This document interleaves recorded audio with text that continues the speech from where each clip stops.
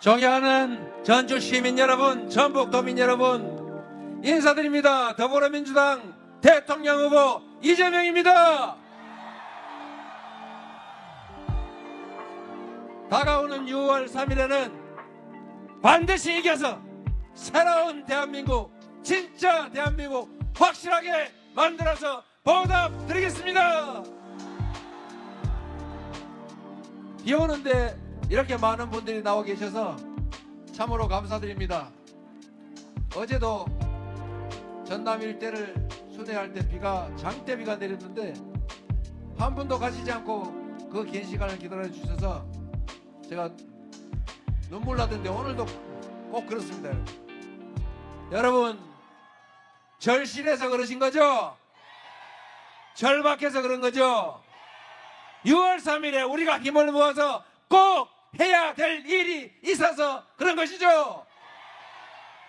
여러분의 그 간절한 소망을 결코 잊지 않겠습니다. 철저하게 준비하고 철저하게 성찰해서 반드시 이겨내고, 그리고 국민이 주인으로 존중받고 국민들이 희망을 가지는 행복한 대한민국 꼭 만들겠습니다. 여러분과 함께 손잡고 나아가겠습니다. 감사합니다, 여러분.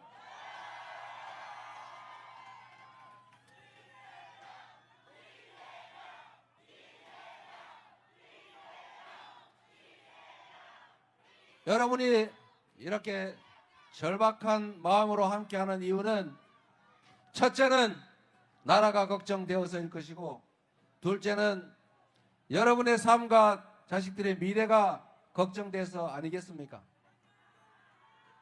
지난 12월 3일 밤에 정말 얼척이 없는 일이 벌어졌죠. 있을 수 있는 일이겠습니까? 정말 바로 옆에 있으면 거시기 해보고 싶었는데 그럴 수는 없고, 어쨌든 우리 국민들께 호소드려서 우리 국민들이 신속하게 국회를 둘러싸 주셔서 우리 국회의원들이 담을 넘어서 결국 비상계엄을 해제했습니다. 그리고 우리 국민들의 그 위대한 저력으로 결국 그 폭력적인 윤석열 정권을 권좌해서 끌어내렸지 않습니까? 얼마나 대단한 국민입니까, 여러분? 바로 여러분이 그 역사의 주인들 아닙니까? 우리 전주 시민 여러분을 포함한 전북도민 그리고 대한민국 국민들은 참으로 위대한 존재들입니다. 나라가 위기에 처할 때마다 기득권자들의 무능과 무책임으로 나라가 망할 위기에 처할 때마다 발벗고 나서서 나라를 구한 건 다 힘없는 우리 국민들이었습니다. 그렇지 않습니까? 그 엄혹한 군사 정권도 우리가 이겨냈고, 박근혜 그 무능한 정권도 이겨냈고, 그리고 윤석열 12월 3일 밤에 벌어졌던 그 폭압의 시도도 우리가 좌절시키고 있습니다. 내라는 2차로, 3차로 지금도 계속되고 있지만, 그러나 우리 국민들의 위대한 저력으로 반드시 이겨내고 새로운 나라로, 공평한 나라로, 그리고 희망 있는 나라로 출발하게 될 것입니다. 6월 3일이 바로 그 첫 출발점 아니겠습니까, 여러분? 이 전북이 동학혁명의 발상지죠. 비록 그때는 미완의 혁명이었지만 결국은 그 영령들의 힘으로 다시 국민들의 나라, 평범한 백성들의 나라 민주공화국을 우리 손으로 완성해 가고 있습니다. 그 어려운 난관도 다 이겨냈는데 지금 우리가 처한 이 정도의 어려움이야 가뿐하게 이겨낼 수 있을 겁니다. 우리가 힘을 합치면 작은 차이를 넘어서서 서로 존재를 인정하고 단합하면, 화합하면 지금의 이 위기를 기회로 만들어서 전 세계에 자랑할 위대한 대한민국 K 이니셔티브 세계를 주도하는 나라 만들 수 있다고 믿는데 동의하십니까, 여러분? 자신 있죠? 여러분을 믿습니다. 얼마나 대단하십니까? 그러나 지금은 너무 힘들죠? 나라가 해야 될 일이 국민들이 등 따시고 배부르게 살게 하는 것이고, 국민이 나라 걱정을 할 것이 아니라 나라가, 정부가 국민을 걱정해야 될 것 아닙니까? 지금은 우리 국민들이 내 삶을, 내 자녀들의 미래를 걱정하기도 힘든데 나라 걱정을 하게 생겼어요. 그것도 이번 6월 3일 자정으로 끝난다. 맞습니까, 여러분? 확실하게 끝낼 준비 되셨습니까? 우리는 할 수 있습니다. 해야 됩니다. 우리의 더 나은 미래를 위해서도, 우리 자녀들이 행복하지는 못하더라도 불행하지 않는 삶을 살게 하기 위해서도 반드시 해내야 합니다. 폭력적인 정권을 끌어내고 진정으로 국민이 주권자로 존중되는 모든 국가 역량이 오로지 국민만을 위해서 제대로 사용되는 나라, 진정한 민주공화국 반드시 만들겠습니다. 정치는 정치인들이 하는 것처럼 보여도 누가 한다고요? 국민이 하는 것입니다. 6월 3일에 새로운 나라를 만들 사람이 누굽니까?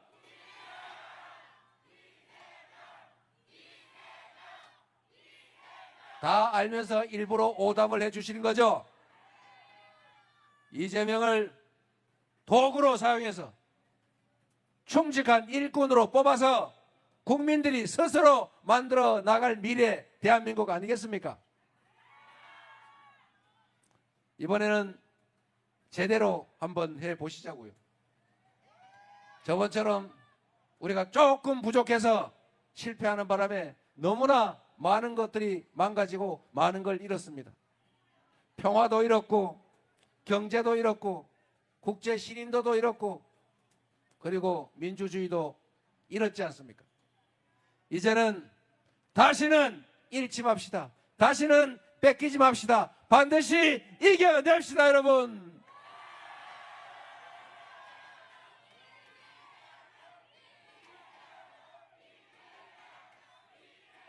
제가 지나가다가 들어보니까 우리 전북 분들은 소외감이 심하다고 해요.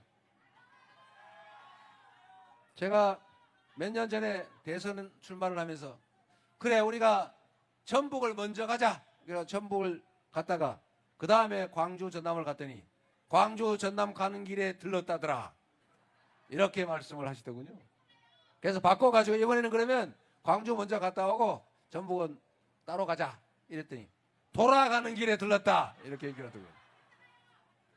이리 하나 저리 하나 섭섭하고 소외된 느낌은 똑같지요. 저는 이해합니다. 중앙 집권 이 국가에서 수도권으로 너무 많이 집중이 되니까 전북, 전주를 포함해서 지방이 많이 소외됐어요. 사실이죠. 이제 이거 바꿔야죠. 또 한 가지는 이 군사정권이 분할을 지배하느라고 영남, 경상도는 투자를 많이 하면서 일부러 전라도, 호남은 소외를 했지 않습니까? 분할 지배 전략의 일환으로 편을 갈라 싸우게 하고 그걸 통해서 장기 집권을 했죠. 지금 그 일은 더 이상 벌어지지 않는다고 생각합니다. 또 있지요. 호남을 배려한다고 뭔 정책을 하기만 하면 꼭 광주 전남에만 하고 전북은 안 하더라. 이렇게 생각하고 있지 않습니까? 틀린 말도 아니죠. 그러나 그렇다고 뭐 광주 전남이 엄청 많이 챙긴 것도 아닌데 광주 전남 갔더니 또 억울하게 생각하더라고요. 이유는 다 지방에 대한 정책이 부족해서 그런 것이죠. 이제는 그냥 가난한 자식들끼리 형제끼리 싸우는 거 이제 그만합시다. 이제는 총량을 늘려야죠. 이제는 수도권 집중이 아니라 지방이 함께 사는 균형 발전하는 나라로 가야 됩니다. 이게 서울은 수도권은 집중이 돼서 미어 터져 죽을 지경이고 지방은 인구가 줄어서 소멸해 갈 지경이라니 이래도 저쪽 죽고 저래도 이쪽 죽으니 이렇게 가면 안 되지 않습니까? 아파트 한 평에 3억 원씩 하는 동네가 무슨 경쟁력을 가지겠어요? 이제는 균형 발전을 하는 것이 나라가 제대로 지속적으로 성장하는 유일한 피할 수 없는 길이다. 균형 발전 전략은 이제 지방에 대한 배려나 선심이 아니고 필수 전략이 됐다. 저는 이렇게 생각합니다. 맞지 않습니까, 여러분? 그럼 구체적으로 어떻게 할 거냐? 제가 몇 가지 말씀을 드리겠습니다. 그리고 앞으로 저희에게 기회를 주시면 대한민국 정부가 취하게 될 정책의 기본 방향이 될 것입니다. 첫째로 일단 먹고 사는 게 중요하지 않습니까? 제가 기업인들한테 아니 저기 지방에 가서 좀 사업을 하시면 땅도 싸고 비용도 적게 들 텐데 좀 가주면 안 되겠습니까? 그랬더니 똑같이 하는 얘기가 그거예요.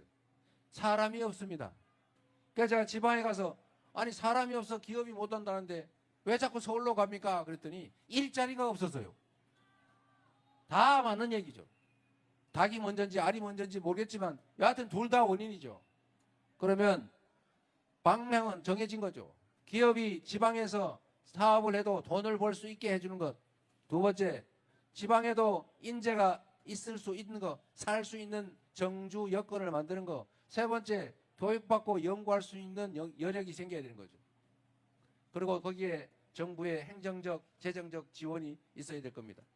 그래서 이걸 다 생각을 해보면 첫 번째로 대한민국이 이제는 몰빵 정책을 이제는 철회할 때가 됐습니다. 옛날에는 자원이 부족하니까 골고루 나누면 아무것도 죽도 밥도 안 되니까 한 군데다 몰았어요. 7남매 중에서 장남한테만 집중을 해가지고 논 팔아 밥 팔아 대학 교육시키고 그래서 장남이 잘 살면 동생들도 좀 챙겨서 잘 살겠지. 그래서 장남한테 몰빵하지 않았습니까? 뭐 어쩔 수 없었다고 하죠. 그런데 지금은 그 정도는 아니다. 장남도 먹고 살만해졌으니까 집안에 남은 재산은 그 둘째하고 막내한테 좀 더 많이 나눠줘야 되는 거 아닙니까? 근데 왜 계속 장남한테 몰빵을 합니까? 이러면 안 되겠죠? 실질적 균형을 맞춰야 됩니다. 그 중에 한 예가 이런 거예요. 전북대도 서울대도 똑같은 국립대인데 왜 국가의 교육 지원 예산이 서울대가 전북대보다 2.5배가 많습니까? 1인당 학교 예산이 학생당 예산이 서울대는 5천만 원이 넘는데 여기는 2천만 원밖에 안 돼요. 그러니까 전북대 교육 여건이 나빠지니까 자꾸 빠져나가는 거 아닙니까? 울산 공대가 있죠. 포항공대. 거기도 1인당 예산이 많으니까 금방 명문대학 되잖아요. 결국 예산 문제입니다. 그래서 전국에 서울대 10개 만들기, 지방 거점 국공립대들을 집중 지원해서 서울대까지는 안 되더라도 최소한 비슷하게라도 지원해서 연구개발의 중심지로 만든다. 잘하지 않았습니까, 여러분? 두 번째로는 지방에 가는 기업들, 지방에서 시작되는 기업들한테는 서울 수도권에서 하는 것보다 더 나은 여건을 만들어줘야죠. 세금을 왕창 깎아주자. 지방에서 하면. 규제도 확 풀어주자. 가능한 범위 내에서. 그리고 세 번째, 앞으로 재생에너지 사회로 전환이 됩니다.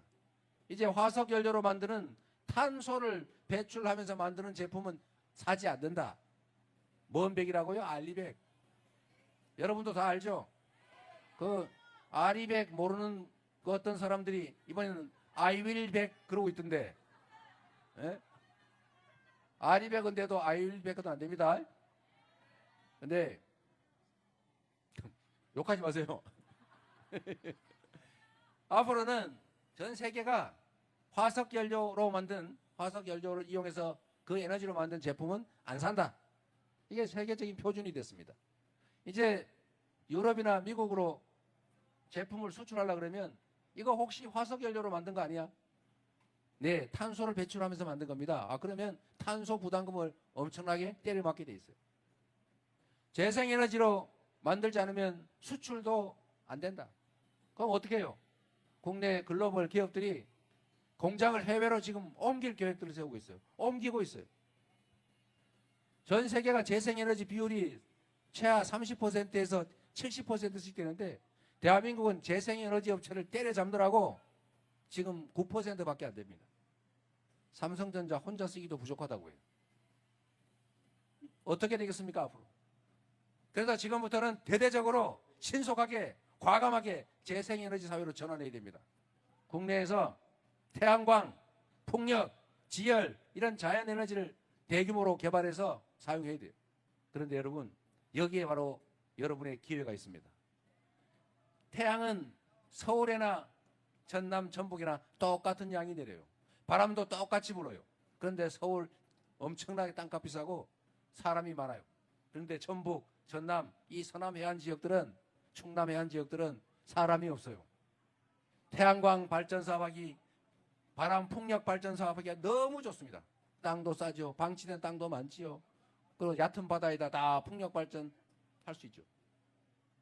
우리 신안군에는 이 태양광 발전 산업을 허가를 해줄 때 30%는 동네 주민들에게 지분을 인정해줘요. 그래서 발전 수익의 30%를 동네 사람들한테 나눠줍니다. 그래서 지금은 한 달에 1년에 150에서 250만 원 정도가 나온다는데 앞으로는 500만 원 정도 만드는 건 몇 년 안에 가능하다. 그러니까 전국에서 사람들이 자꾸 신안군으로 그 섬으로 이사를 오는 바람에 다른 군은 인구가 다 줄어드는데 거기만 몇 년 동안 인구가 늘어나고 있어요. 다른 데서는 왜 못하겠습니까? 마음만 먹으면 하면 되죠.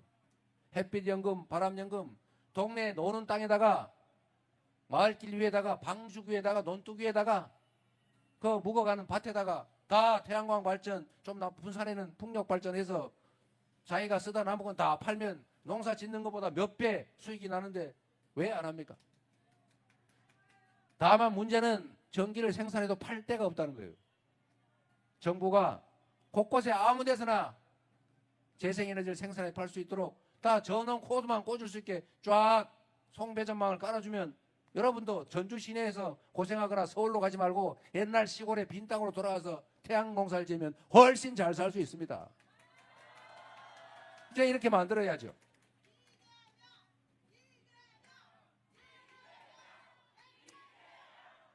그리고 또 하나 중요한 게 있는데 이게 전북이 식품 생산을 많이 하죠.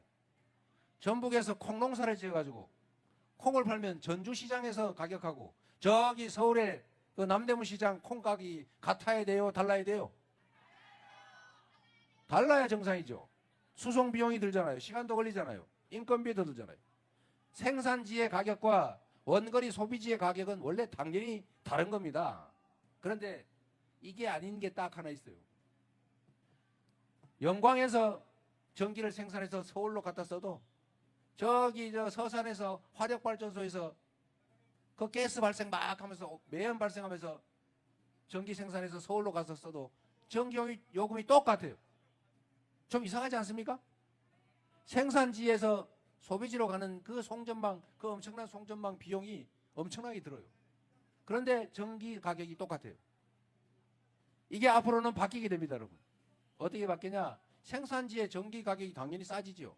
그러면 기업들 입장에서는 비싼 수도권에 있는 것보다 지방에 재생에너지가 많이 생산되는 재생에너지 가격이 싼 곳으로 가면 세금도 깎아줘. 아까 얘기한 대로 땅도 싸지요. 그 다음에 지방 거점 대학들이 고급 인력을 양성해내고 그리고 규제도 대폭 완화해주면 서울에서 수도권에서 고생할 필요 없지 않습니까? 그럼 지방으로 오지 않겠어요? 그렇게 만들어 가겠다. 그래서 지방이 살 수 있는 길을 열어보겠다. 이 말씀을 드리는 것입니다, 여러분.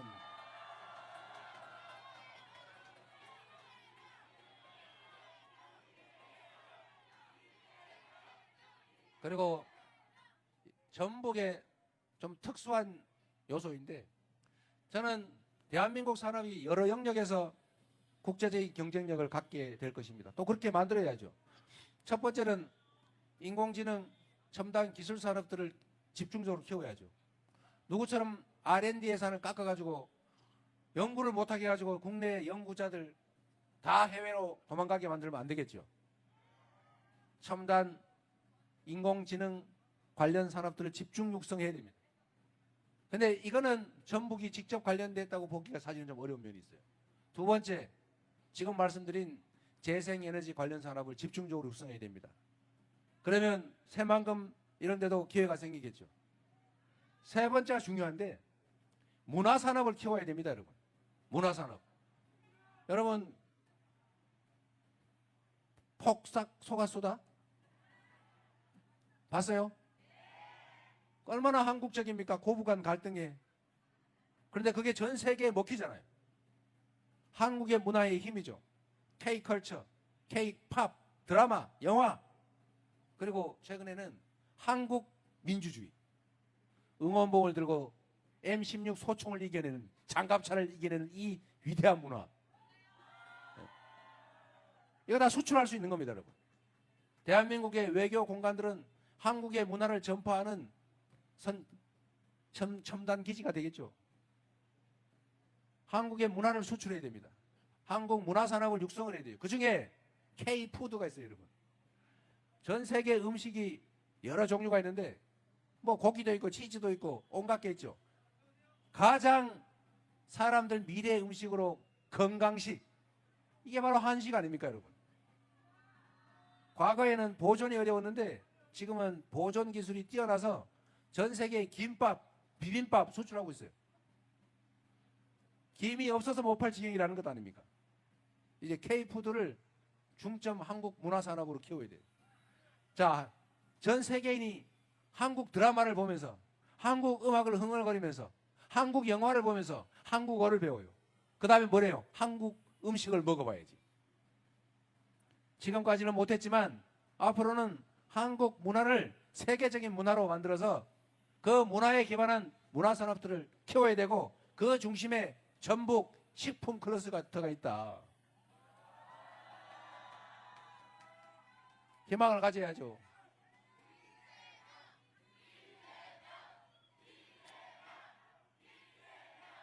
그리고 가능하면 전북이 얼마 전에 올림픽 개최 도시로 정해졌는데 이제 남은 거는 한국이 올림픽 개최 국가로 정해지는 겁니다. 한국이 올림픽 개최 국가로 정해지면 올림픽이 전주를 중심으로 전북에서 열리게 되는 거죠.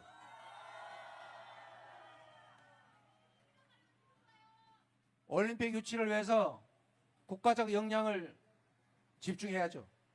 결과는 알 수 없지만 최선을 다해야 되겠습니다. 부산 엑스포처럼 되면 안 되겠죠.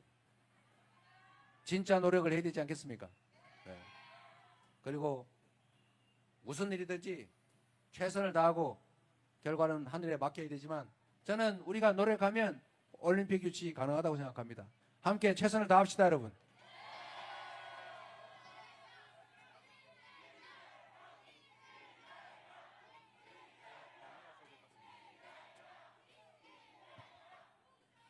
이 우중에 함께 해주신 이 장면을 우리 영원히 기억합시다. 그리고 이 처절한 노력이 헛되지 않도록 이번 6월 3일에 여러분의 충직한 일꾼으로 유용한 도구로 반드시 이기도록 하겠습니다. 그리고 6월 3일에는 여러분의 희망이 살아있는, 우리 자녀들도 미래를 꿈꾸고 꿈을 실현할 수 있는 그런 기회의 나라, 전 세계가 선망하는 선도국가로 확실하게 나아갈 수 있도록 총력을 다하겠다는 약속을 드리고, 여러분 더 비 맞지 말고 빨리 집에 가주세요. 감사합니다. 네, 여러분. 네.